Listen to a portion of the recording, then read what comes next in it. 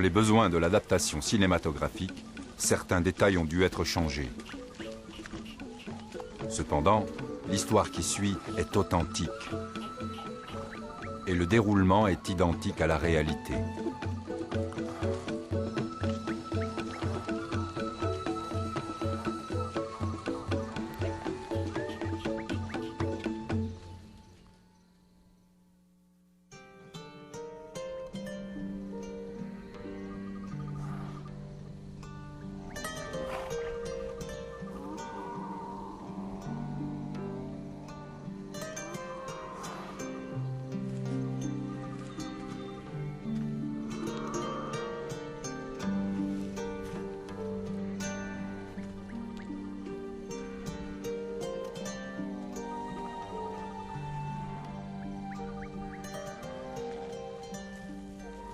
Je fais partie du peuple Fulani, et en accord avec nos coutumes, quand j'étais encore un gamin, j'étais le premier à me lever le matin, car j'étais le plus jeune. J'allais ramasser du bois, je faisais un feu pour le troupeau, car la fumée éloignait les mouches qui n'arrêtaient pas d'ennuyer les animaux. Après, j'allais dire bonjour à mes parents. Ensuite, je prenais une calebasse séchée et j'allais traire les vaches. Quand j'avais fini, je devais relâcher les veaux pour qu'ils retrouvent leur mère. Après, j'assemblais le troupeau et je l'emmenais paître. Selon nos coutumes, c'est le devoir d'un fils de faire paître le troupeau. Sinon, ce fils est considéré comme inutile. C'était donc mon devoir.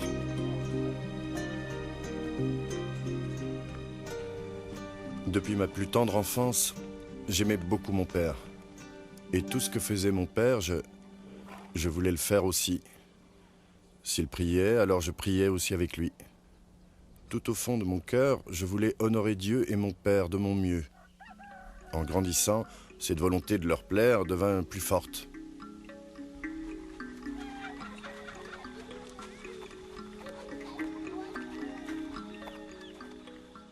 Père, je suis béni d'avoir un père comme toi.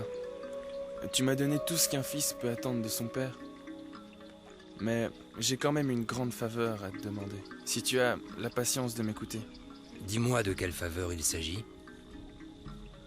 Eh bien, est-ce que tu me permets de continuer mes études? J'aimerais aller à l'école coranique pour étudier le Coran. J'y tiens, c'est mon plus grand souhait. J'espère que tu seras d'accord. Tu as autre chose à me demander? Non, père. Bien. Oui, mon fils, je suis tout à fait d'accord. Tu iras étudier à Bochi avec le cheikh Ibrahim. Voilà. Merci, père. Qu'Allah te vienne en aide et que sa paix puisse toujours te guider. Amen, père. Alors, prépare tes affaires. J'y vais, père. Bien. Merci encore. J'y vais tout de suite.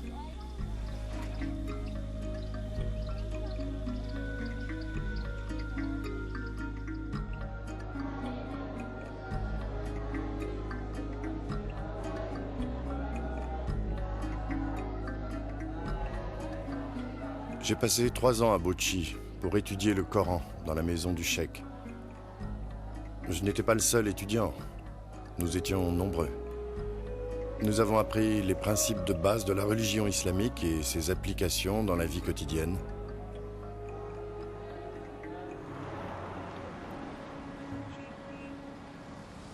De là, je me suis rendu à Gombe où j'ai encore passé 2 ans à étudier l'islam. C'est à Gombe que j'ai enfin compris comment on devait interpréter le Coran. Ensuite, 2 ans à Maïdougouri pour continuer. Quand je suis finalement arrivé à Zaria, je lisais et écrivais l'arabe. Je suis resté 1 année à Zaria où j'ai fait des études approfondies sur l'islam. À la fin de mes études à Zaria, j'avais 22 ans. Pour me perfectionner, j'espérais trouver le moyen de me rendre en Arabie Saoudite. Mais c'est à ce moment-là que mon père me demanda de revenir à la maison.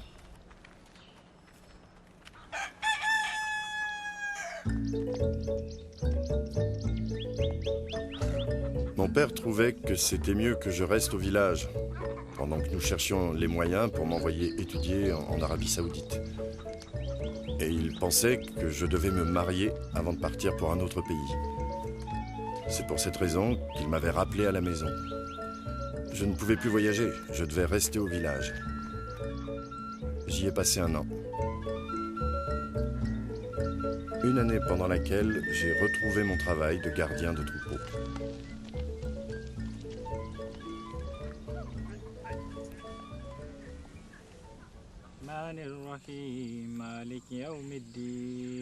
Je suis aussi devenu le chef spirituel et le professeur de notre village.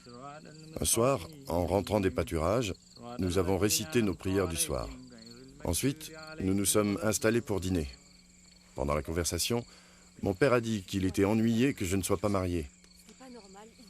Mais moi, je trouvais qu'il valait mieux que je finisse mes études en Arabie Saoudite avant de me marier. Tu as réfléchi à ce que vont devenir tes femmes? Qu'est-ce que nous allons faire d'elles? Mais père, tu sais bien que je ne suis pas encore marié. Hélas, je le sais. Mais c'est la volonté d'Allah qu'un homme prenne des épouses. Oui, c'est la volonté d'Allah. Alors marie-toi si tu sais que c'est sa volonté. Non, père. Je veux réellement connaître mieux Allah.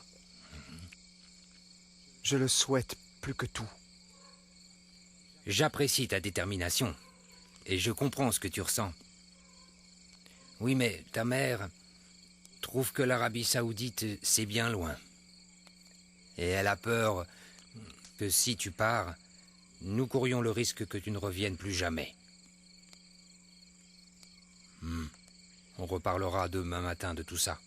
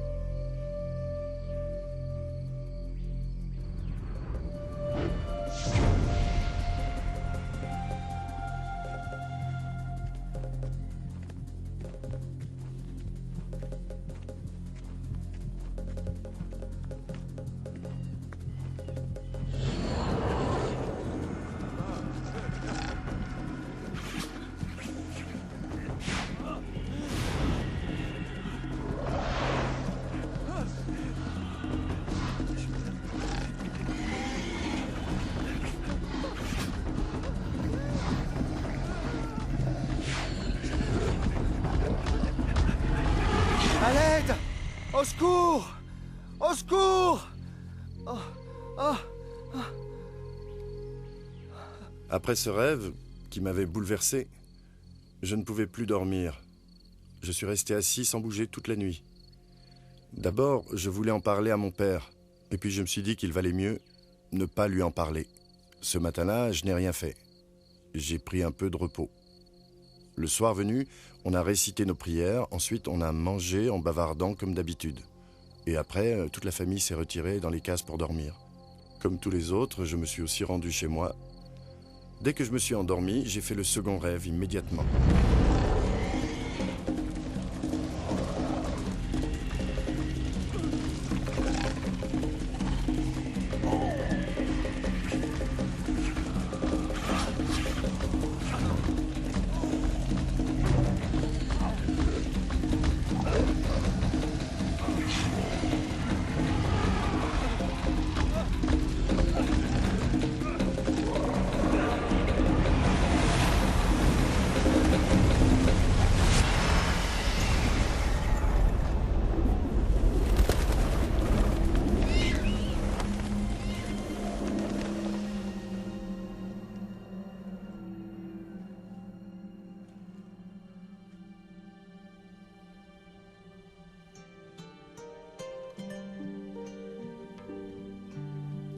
Mon fils, que fais-tu ici?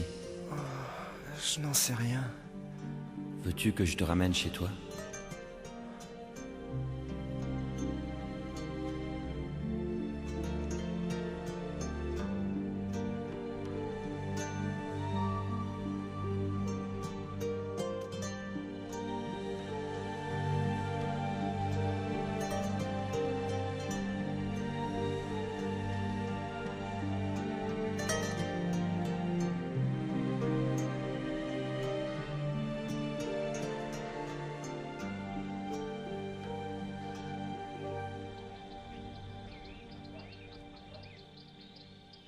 Mon cher fils, je t'aime.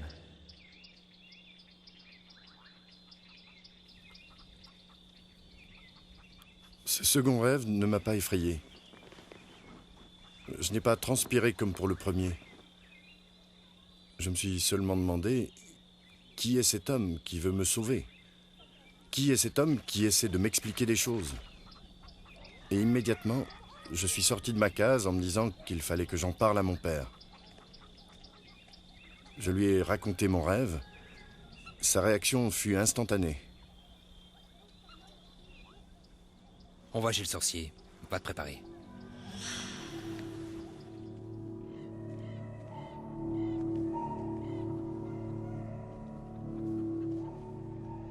As-tu apporté une noix de cola? Oui, j'en ai une. Tiens.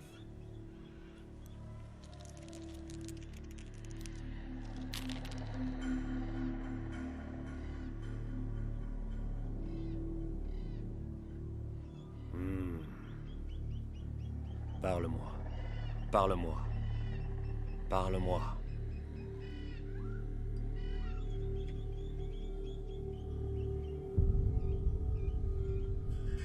Prends-en un.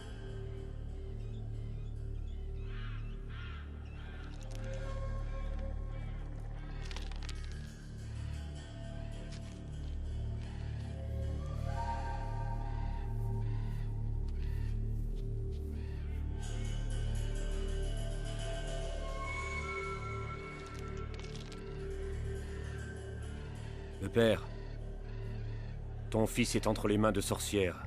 Oui. Elles auraient pu le tuer en 2 jours. Heureusement que tu es venu. Avec ces sorcières, je vais passer un marché.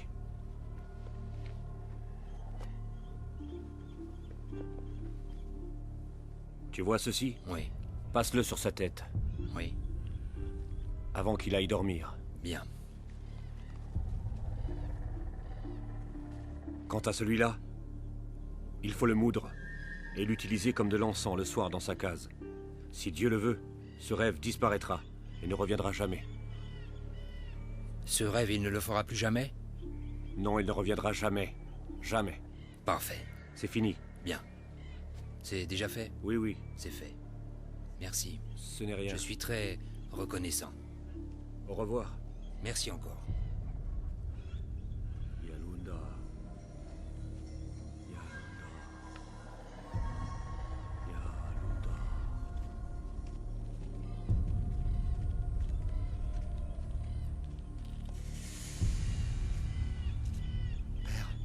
Père, Qu'est-ce qu'il y a? j'ai eu un autre rêve. Quel genre de rêve? J'étais sur le point de tomber dans une crevasse quand des esprits malins me sont apparus. Papa!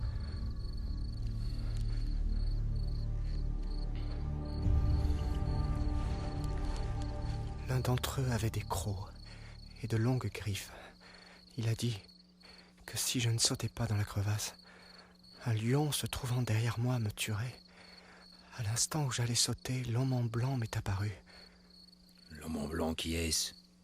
Oui, celui qui, dans l'autre rêve, m'a secouru. Qu'a-t-il fait pour toi? Il m'a demandé si je voulais rentrer à la maison. J'ai dit oui, alors il a demandé si je voulais qu'il m'aide. J'ai encore dit oui, alors il a refermé la crevasse d'un simple geste et m'a ramené. Avant de s'en aller, il m'a dit qu'il m'aimait et il a disparu. Et les esprits malins? Quand ils l'ont vu, ils ont disparu. Va te coucher, t'auras plus de mauvais rêves. Papa, j'ai la frousse. Qu'est-ce que tu dis? Tu peux pas avoir peur d'un rêve? C'est pas seulement un rêve, c'est bien plus que ça. Utilise la magie du sorcier et va vite te coucher. Si les rêves reviennent de nouveau, nous pourrons nous rendre à Sokoto demain matin pour voir un autre sorcier. D'accord? Essaie de te reposer.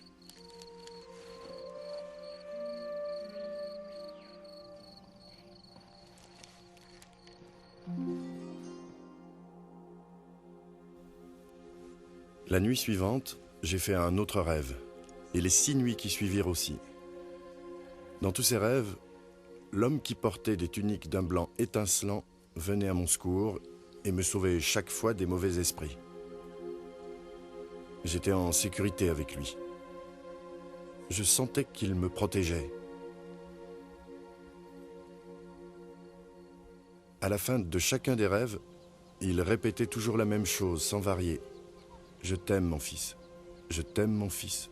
Je t'aime, mon fils, je t'aime. » J'ai commencé alors à comprendre que l'homme qui était dans mes rêves était le prophète qui, dans le Coran, est connu sous le nom de prophète Isa, et que les chrétiens appellent Jésus, le Messie. Après cela, j'ai eu le dernier rêve. En fait, c'était le 7e rêve.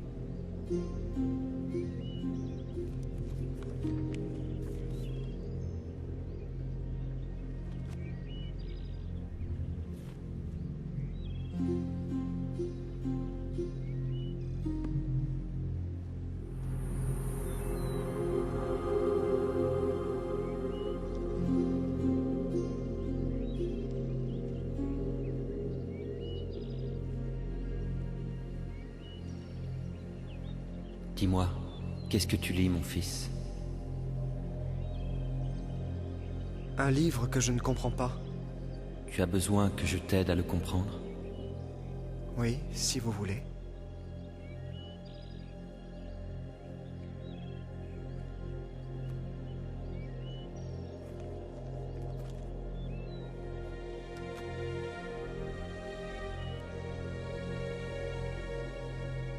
Mohamed, ce livre vient de Dieu. Il contient sa parole. Tous les versets ont été inspirés par Dieu lui-même. Venez à moi, vous qui êtes fatigués et chargés, et je vous donnerai du repos. Prenez mon joug sur vous et recevez mes instructions, car je suis doux et humble de cœur, et vous trouverez du repos pour vos âmes, car mon joug est aisé et mon fardeau léger. As-tu déjà entendu parler du chemin, de la vérité et de la vie? Non, jamais entendu. Je suis le chemin, je suis la vérité, je suis la vie. Personne ne peut arriver au Père s'il ne passe par moi. Qui es-tu? Tu me connais sous le nom de prophète Isa. Je suis venu à toi pour te donner la vie éternelle. Si tu me reconnais en tant que ton Sauveur et ton Dieu, tu deviendras un enfant de Dieu. Parce que Dieu a des enfants? Les enfants de Dieu sont nés de son esprit. Les enfants de Dieu ne sont pas nés de la chair. Est-ce que tu crois en Dieu? Oui, je crois en Dieu. Si tu veux le salut, crois aussi en moi. Ce monde t'apportera de nombreuses épreuves. Mais réjouis-toi. J'ai triomphé de ce monde. Aimerais-tu me recevoir? Oui, je veux te recevoir.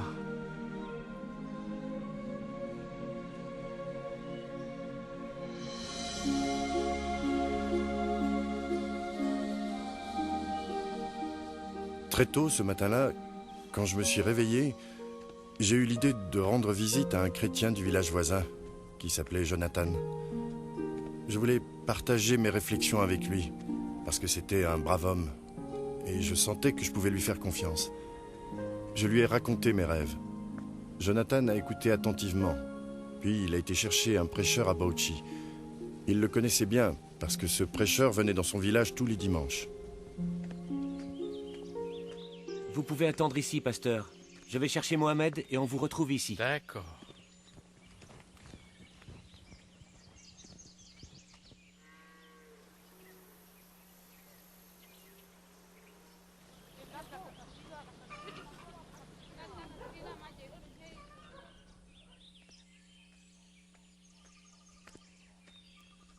Voilà, Tu es de pasteur. retour? C'est bien.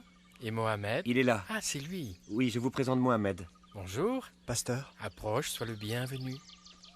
Merci, pasteur. Mohamed, Pasteur? tu me parais bien brave. Ton ami Jonathan m'a parlé des rêves que tu fais. J'aimerais que tu me racontes ces rêves toi-même, en détail. C'est vrai, pasteur. Dernièrement, j'ai fait plusieurs rêves qui me font peur. Des personnes habillées en noir m'ont tourmenté dans ces rêves. Elles voulaient me tuer. J'ai craint pour ma vie. Chaque fois, j'ai été sauvé par un homme vêtu tout en blanc. Il dit que je le connais comme étant Aïsam, mais qu'il est... Le chemin est la vérité et qu'on ne peut pas aller au Père sans lui. Il m'a aussi demandé de le recevoir. J'ai raconté au pasteur tout ce qui s'était passé dans mes rêves. Tu dois le recevoir dans ton cœur, en tant que Dieu et Sauveur. Il a compris tout de suite que je ne pouvais plus me permettre d'attendre et accepter Jésus comme mon Dieu et mon Sauveur. Es-tu prêt à accepter l'invitation qu'il t'a faite pour le recevoir dans ton cœur? Réfléchis, Mohamed.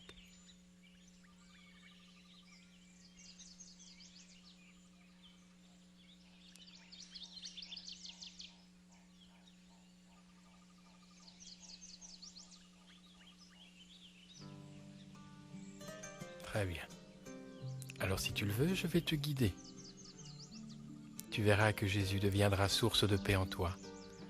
Répète après moi. Moi, Mohamed, Moi, Mohamed, accepte Jésus accepte Jésus comme Dieu et Sauveur. comme Dieu et Il Sauveur. va me montrer... Il m'a fait dire une simple prière et je me suis repenti de mes péchés. Amen. Amen. J'ai reçu Jésus et il est devenu mon Sauveur et mon Dieu. Dès que j'ai ouvert les yeux, j'ai ressenti une joie et une paix comme jamais auparavant. J'étais heureux et mon cœur plus léger parce que je n'avais plus peur. Mon angoisse avait disparu. Je n'avais plus que joie et paix au fond de mon cœur. Et j'ai senti l'Esprit de Dieu qui me poussait vers mon père et ma mère pour que je leur révèle que j'avais obtenu la grâce de Dieu dans ma vie. Non, mais je dois rêver. Mon fils est devenu un chrétien. Ah, je ne pourrai jamais l'accepter. Jamais. Mon fils est devenu un infidèle. Je ne resterai pas assis près de lui.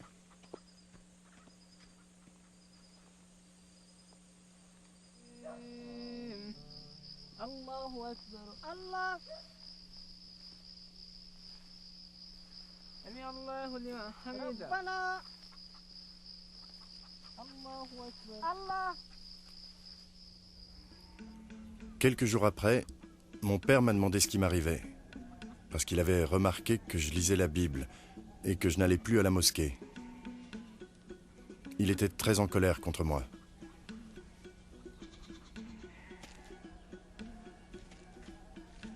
Ce genre de choses n'est jamais arrivé dans notre famille avant aujourd'hui, je te préviens. Je vais faire en sorte que ça ne se reproduise plus. Alors je te donne seulement 2 options. Ou tu renonces à Jésus, ou tu quittes ma maison sans tarder, à tout jamais. Tu es mon père. Tu sais que je t'aime et que j'ai du respect pour toi. Crois-moi, je n'ai pas l'intention de te faire du mal ou te porter préjudice.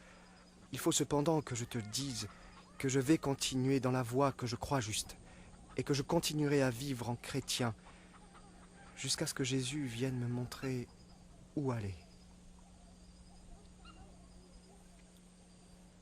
Quand mon père se rendit compte qu'il ne pourrait pas me convaincre de renier ma foi, il incita toute la famille à me traiter comme un paria, Mohamed, jusqu'au jour où... sors de cette case, viens ici.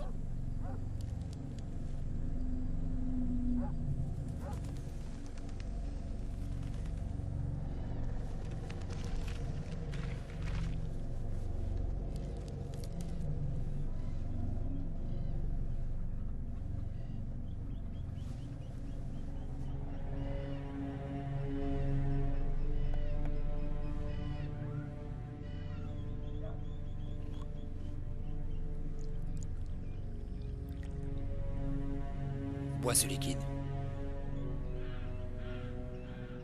Tu veux vraiment que je boive ce poison ? Bois et tais-toi. Est-ce que tu peux m'accorder une faveur ? Dis toujours. Je veux prier avant de boire. Non.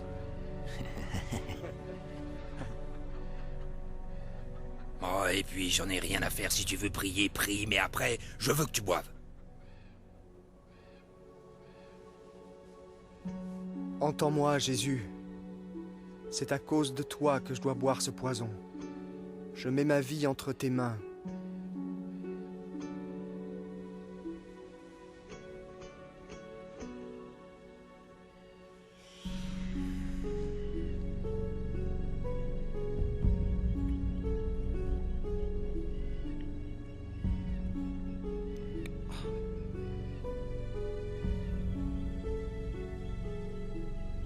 Va t'allonger. Mon père et la famille s'étaient réunis et avaient décidé de jeter mon corps dans la rivière dès que je serais mort. Ils attendaient tous ma mort. Je suis entré dans ma case, je me suis allongé et je me suis endormi.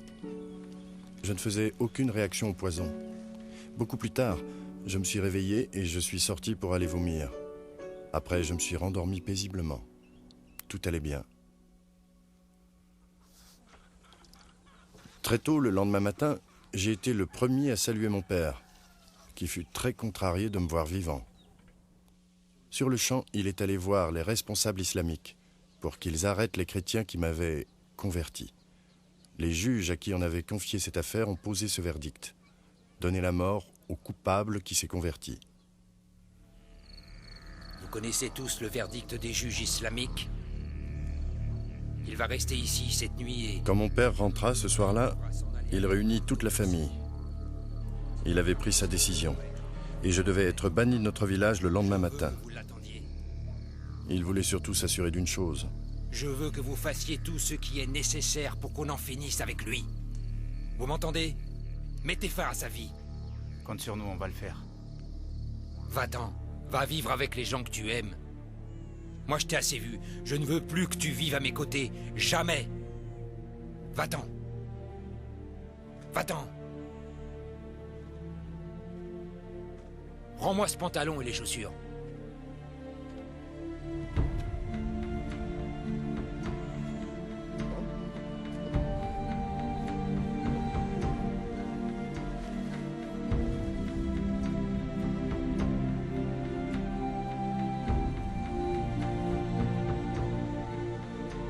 Fiche le camp.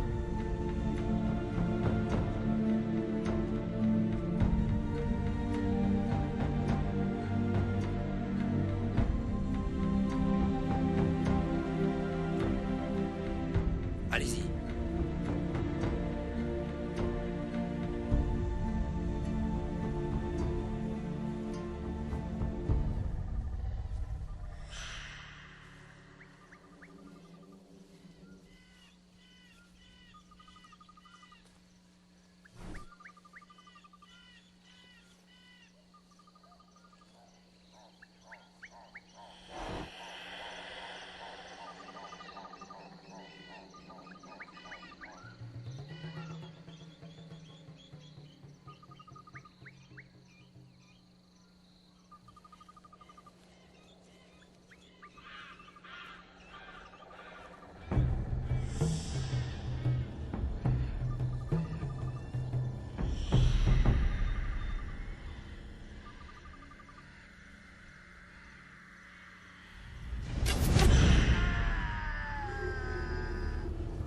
Je me suis écroulé au sol en gémissant.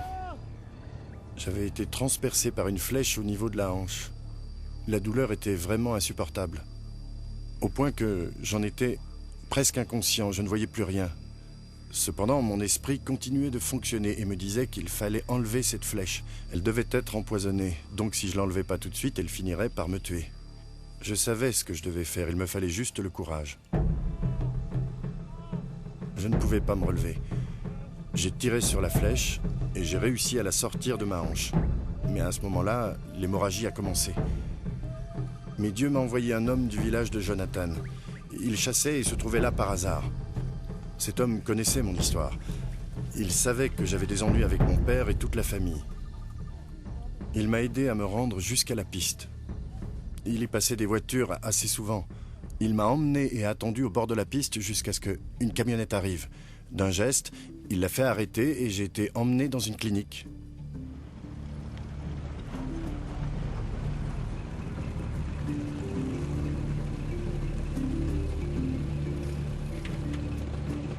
L'arrivée de cette camionnette était providentielle. Encore une fois, Dieu m'avait secouru. La clinique où on m'emmenait avait bonne réputation, mais les soins coûtaient cher. Et ce sont les chrétiens du village de Jonathan qui se sont cotisés pour payer mon intervention chirurgicale. Je suis resté plus d'1 mois en convalescence dans cette clinique. Ensuite, j'ai été accueilli au village de Jonathan où j'ai vécu pendant 18 mois. Mon père a fini par apprendre où je me trouvais. Et il a prévenu la charia. Les juges m'ont condamné à 6 mois de prison.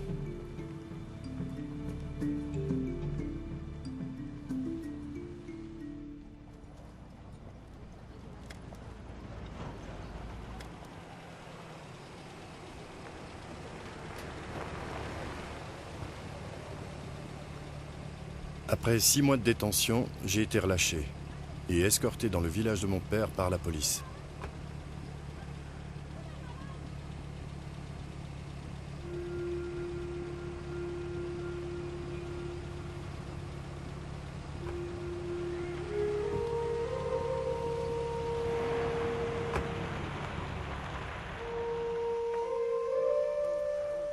Dès mon retour à la maison, mon père réunit tous nos parents et leur expliqua qu'il fallait que je sois bien traité. Il espérait que s'ils étaient bons et gentils avec moi, j'oublierais que j'étais chrétien. De plus, il me promit 100 vaches et l'argent nécessaire pour avoir 3 femmes si je renonçais à Jésus. Il m'encouragea aussi à oublier le passé. Pendant 7 mois, je me suis de nouveau occupé du troupeau de mon père. Toute la famille croyait que j'étais rentré dans les rangs, que j'étais redevenu un des leurs. Au fond de moi, je me rendais compte que ma foi disparaissait peu à peu. Je compris alors que mon père et ma famille essayaient de me séparer de mon Dieu. Je compris aussi que je ne leur avais jamais ouvert mon cœur. Entre. Bonjour, père. Bonjour. Tu vas bien? Ça va. Assieds-toi là.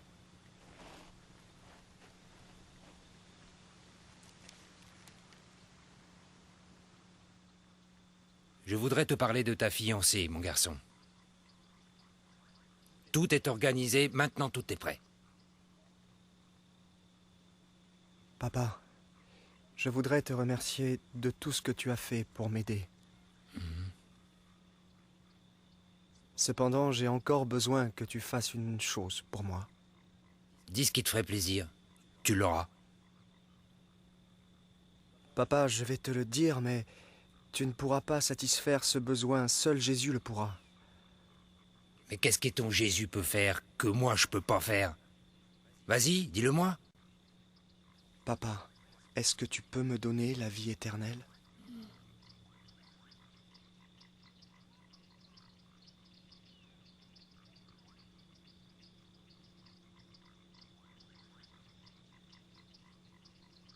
Non. Je peux pas te donner la vie éternelle. Papa, comme tu ne peux pas me donner la vie éternelle, eh bien je reste avec Jésus parce que lui va me la donner.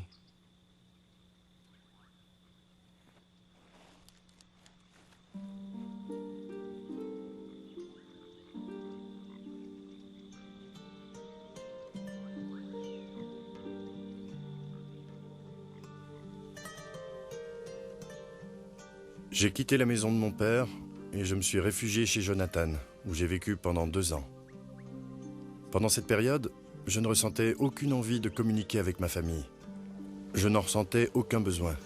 Puis un jour, je reçus un message. Mon père était à l'hôpital, très malade, et il désirait me voir.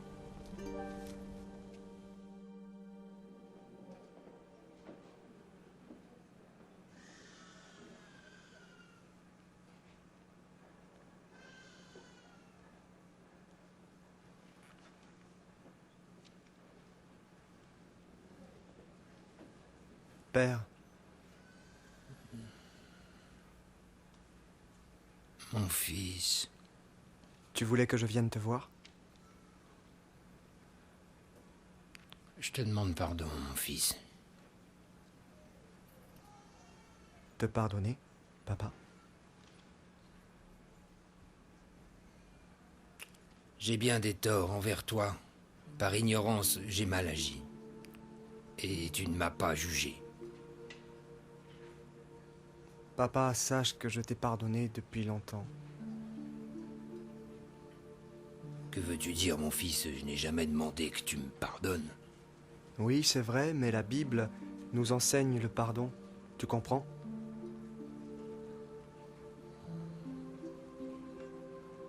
Mon fils, accroche-toi à ton Dieu de toutes tes forces. Si tu veux, il peut aussi être le tien, Père. Mon Dieu? Je ne comprends pas. Qu'est-ce que tu ne comprends pas, Père? Avec tous les péchés que j'ai commis, tu crois qu'il m'acceptera? Il est le Dieu d'amour. Il ne demande qu'une seule chose de toi. Ça coûte combien? Non, ça ne coûte rien. C'est un cadeau. Un cadeau, explique-moi. Grâce à Jésus, qui a racheté nos péchés, il suffit que tu l'acceptes comme ton sauveur et tu auras la vie éternelle. Tu veux bien l'accepter dans ton cœur? Oui, je désire recevoir ce cadeau. Tu veux bien qu'on fasse une prière tous les deux? D'accord. Répète après moi. Oui.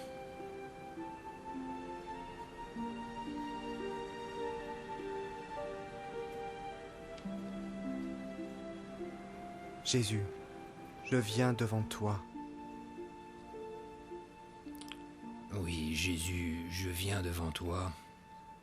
Afin que tu pardonnes tous mes péchés. Et je veux... Afin que tu pardonnes tous mes péchés, et je veux... Que tu deviennes mon Seigneur et mon Sauveur. Que tu deviennes mon Seigneur et mon Sauveur. Amen. Amen.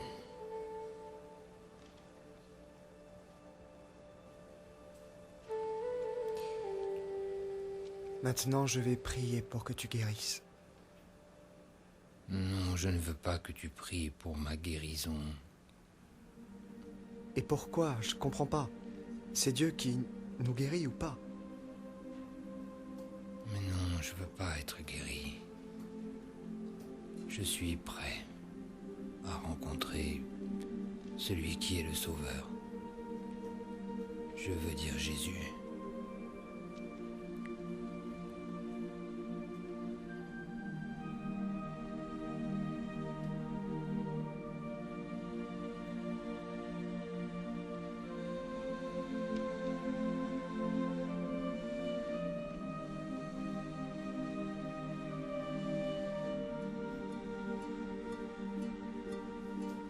Mon père est mort 3 heures après avoir prié avec moi.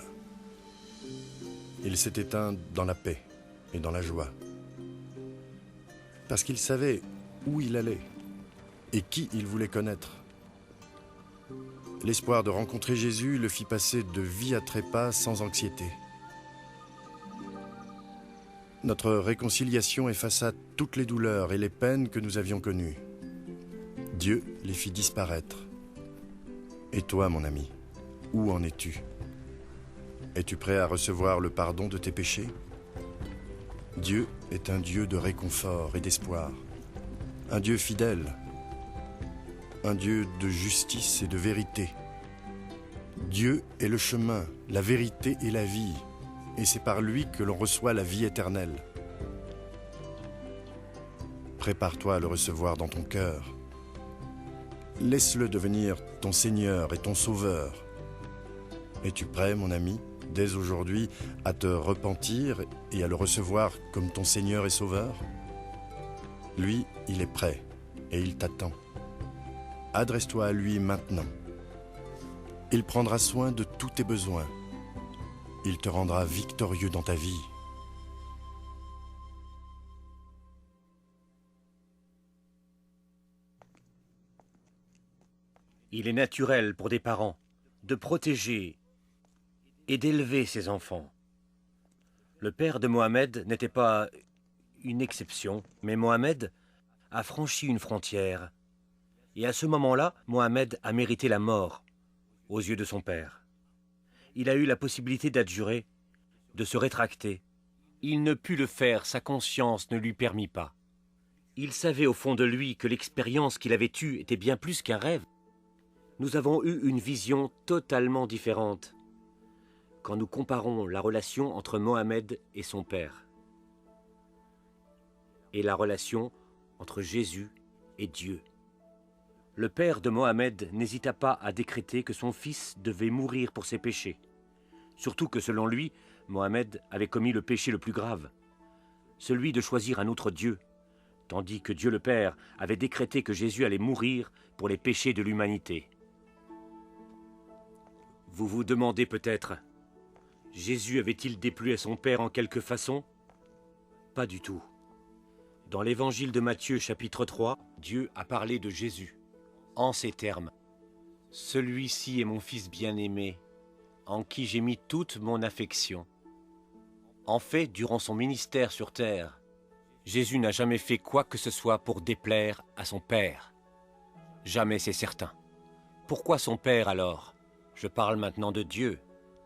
A-t-il voulu que son Fils soit crucifié et qu'il meure sur la croix comme un criminel, couvert d'opprobre et de honte? Comment un Père parfait peut-il abandonner son Fils à une mort aussi abominable que celle de la croix? Un Fils bien-aimé qui toute sa vie n'a rien fait de mal? La seule façon de comprendre, c'est de se référer à la mission du Messie. En effet, Jésus n'est pas venu sur terre pour agir selon sa volonté. Il est venu dans le monde pour accomplir la volonté de son Père. Et la volonté de son Père était que son Fils donne sa vie pour racheter les péchés du monde. Dans l'évangile de Jean, chapitre 3, verset 16, la parole de Dieu nous dit que Dieu a tant aimé le monde qu'il a donné son Fils unique, afin que quiconque croit en lui ne périsse pas, mais qu'il ait la vie éternelle. Et verset 17, Dieu en effet n'a pas envoyé son Fils dans le monde pour juger le monde, mais pour que le monde soit sauvé par lui. Dans le premier épître de Jean, chapitre 4, il nous dit que tout est amour, non pas celui que nous avons pour Dieu, mais celui que Dieu a pour nous. Rappelez-vous qu'il a sacrifié son Fils unique pour nous. Mes amis, Dieu nous a montré le chemin qui mène au paradis. Ce chemin ne passe pas nécessairement par nos bonnes actions ou par des gestes héroïques. Il ne passe pas non plus par un rêve ou une vision. Bien plus que nous l'avons vu, Dieu utilise parfois ce moyen pour nous faire entendre son message. Le chemin vers le salut, c'est la foi, foi en Jésus-Christ. Il a dit, en parlant de lui-même, qu'il était le chemin, la vérité et la vie, et que personne n'arriverait à son Père s'il ne passait par lui. Est-ce que vous avez le désir de plaire à Dieu? Voulez-vous l'assurance d'aller au ciel? Si c'est vraiment ce que vous désirez, alors sachez que c'est aussi ce que Dieu veut pour vous. Prions Dieu tous ensemble maintenant, afin de demander pardon de nos péchés à Dieu et la vie éternelle. Dieu de bonté et d'amour, je suis un pécheur. Je ne peux pas avoir le salut, sauf si le Seigneur Jésus accepte de venir dans mon cœur et me pardonne mes péchés. Amen. Si vous avez fait cette prière du fond de votre cœur, alors Dieu vous a pardonné tous vos péchés. Soyez donc les bienvenus au sein de la famille de Dieu.